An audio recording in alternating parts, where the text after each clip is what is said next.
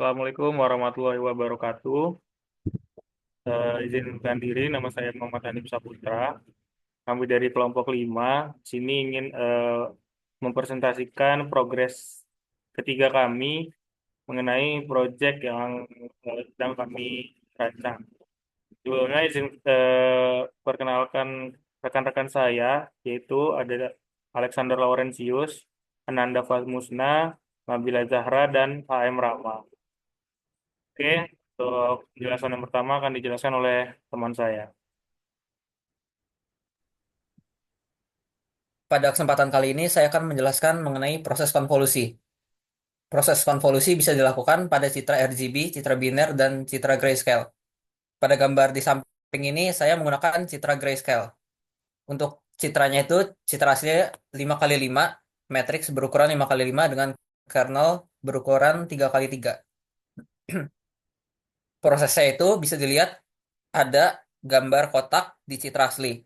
Di situ akan dikalikan dengan kernel, dengan cara 3 kali nol tambah 1 kali 1 dan tambah 2 kali nol sampai seterusnya dengan menghasilkan hasil 11. Lalu dimasukkan ke citra hasilnya. Selanjutnya dia mengalami pergeseran yang biasa disebut dengan stride. Stride default untuk konvolusi ini biasanya 1. Karena untuk ukuran matriksnya ini cukup kecil. Lalu citra hasil konvolusi ini biasanya menjadi lebih kecil dari citra asli. Untuk membuat citra hasil ukurannya sama dengan citra asli, biasanya bisa menggunakan padding, yaitu padding zero, dengan menambahkan 0 di sekeliling matriks citra. Next.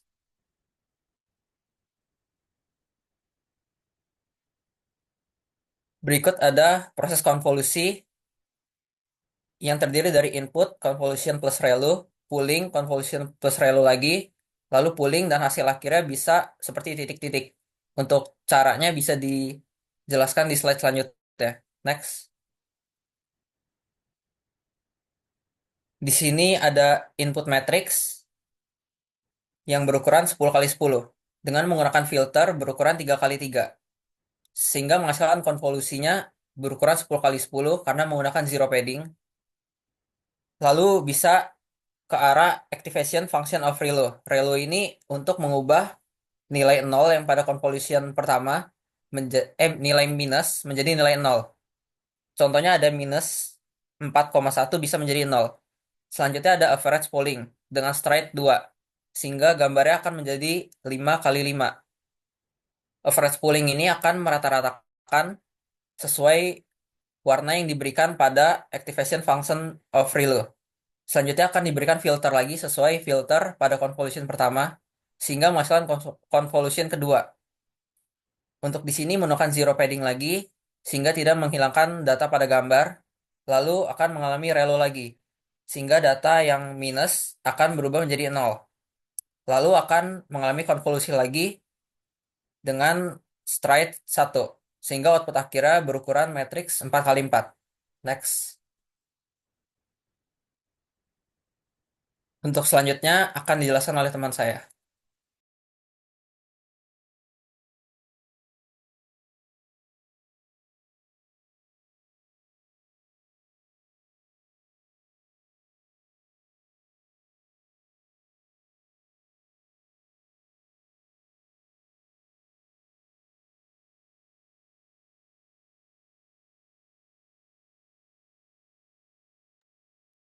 Baik, selanjutnya di sini saya izin menjelaskan mengenai dataset eh, yang kami miliki pada proyek pendeteksi penyakit malaria ini.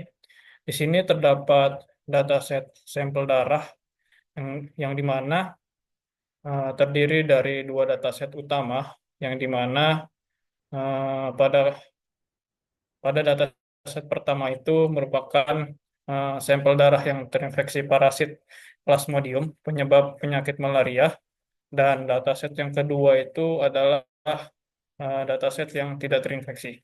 Bisa dilihat pada gambar sebelah kiri berikut, yang di mana ini merupakan dataset yang terinfeksi. Ini sedikit menampilkan bercak merah atau bercak parasit Plasmodium itu sendiri. Dan di bawahnya ada dataset yang tidak terinfeksi.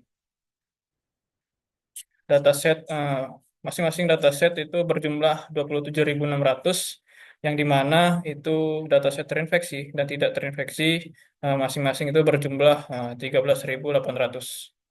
Next.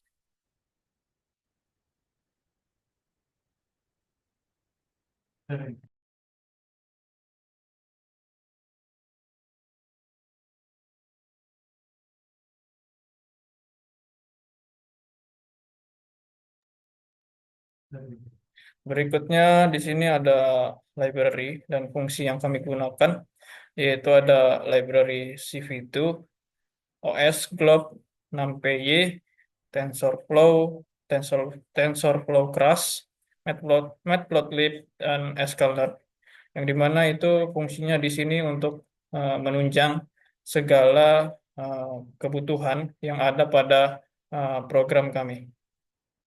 Seperti Matplotlib itu fungsinya untuk memvisualisasikan dari dari hasil dataset yang telah terinfeksi dan tidak terinfeksi.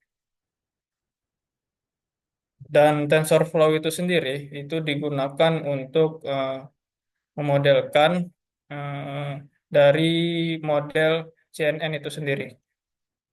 Next.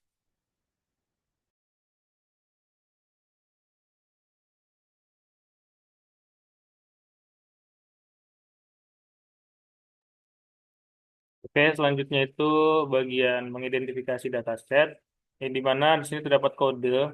Nah, kode ini diberikan itu untuk bertujuan untuk membaca, mengelola, dan mengelompokkan dataset menjadi dua kategori, yaitu yang terinfeksi malaria dan yang tidak terinfeksi malaria. Nah, untuk cell label, cell image, data post, data niche itu digunakan untuk menyimpan data gambar dan label. Nah, untuk folder parasitides itu menyimpan gambar sel yang terinfeksi malaria. Lalu untuk eh, tiap file gambar itu dibaca menggunakan OpenCV atau CV2.imread.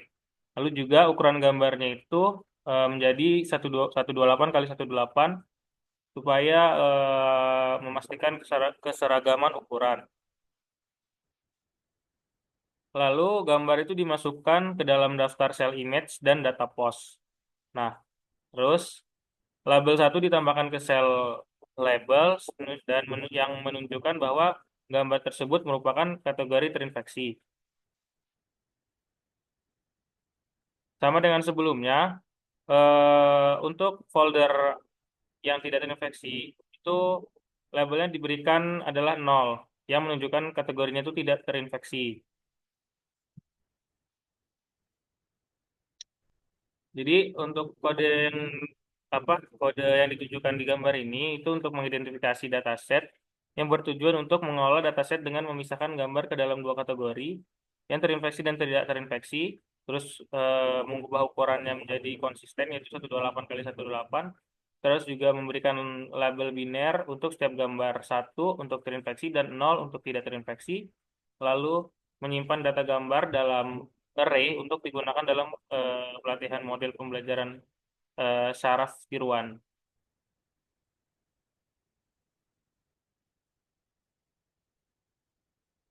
Siap.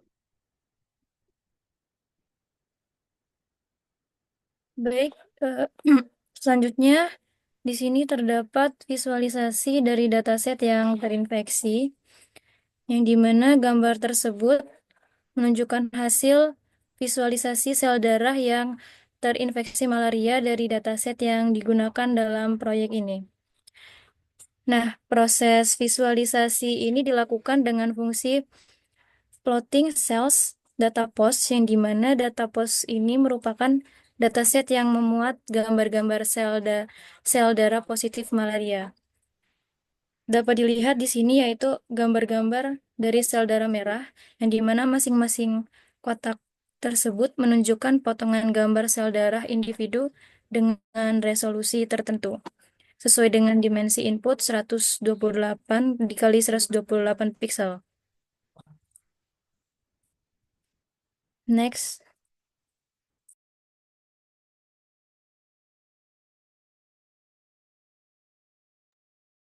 Selanjutnya yaitu ada visualisasi dataset yang tidak terinfeksi. Nah, gambar ini tuh menampilkan contoh visualisasi dataset sel yang tidak terinfeksi atau negatif dalam bentuk grid. Nah, di sini ada fungsi plotting cell data neck, di mana dia digunakan untuk mempermudah inspeksi manual terhadap sampel data tersebut. Nah, setiap gambar ini mempresentasikan bahwa sel tersebut tuh sehat, di mana dia tidak terinfeksi. Nah, dia menunjukkan pola atau morfologi yang khas dari sel yang tidak mengandung infeksi.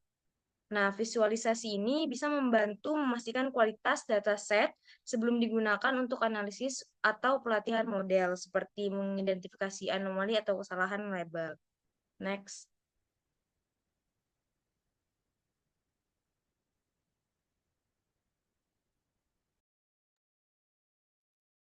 Mungkin sekian penjelasan progres ketiga dari kelompok kami. Kurang dan lebihnya kami mohon maaf. Apabila ada salah-salah kata kami mohon maaf. Kami akhiri. Wassalamualaikum warahmatullahi wabarakatuh. Waalaikumsalam.